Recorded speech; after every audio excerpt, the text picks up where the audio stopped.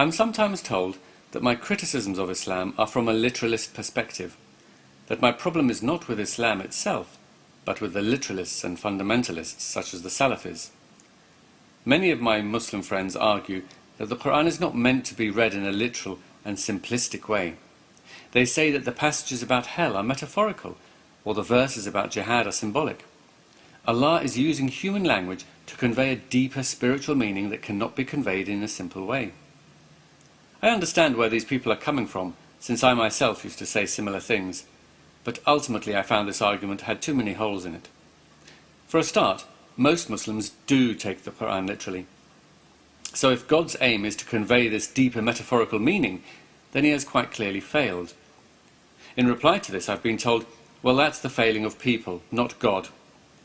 But if the message is flying over the head of most of mankind, then either the message is too difficult for most human beings, or human beings are not intelligent enough. In both cases, it is the author of the message, or the creator of the human being, who is at fault.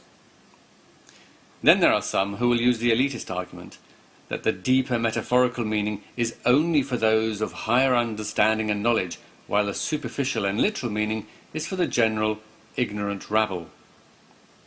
Personally, I find this argument offensive.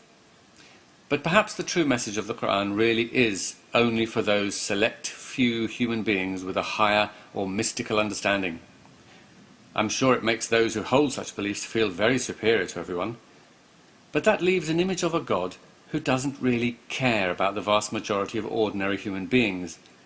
Or perhaps he has a special stupid people's heaven waiting for them.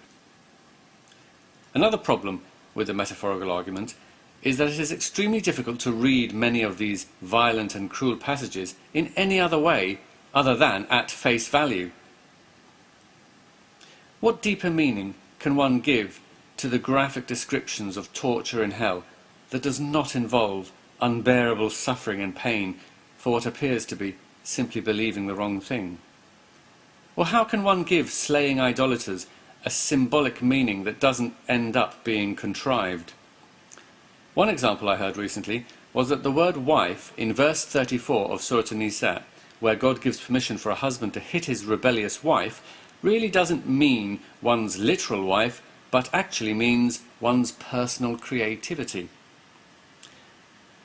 Of course, there is a far simpler and more obvious possibility, namely that the Quran really does mean what it appears to mean, that the verses about hell, fighting infidels, or hitting one's wife really are as harsh and as cruel as they appear to be, and that the author of the Quran is not a divine being, but a human being from a harsh 7th century environment where no one had a problem with a literal belief in hell, slaying idolaters, or hitting one's wife.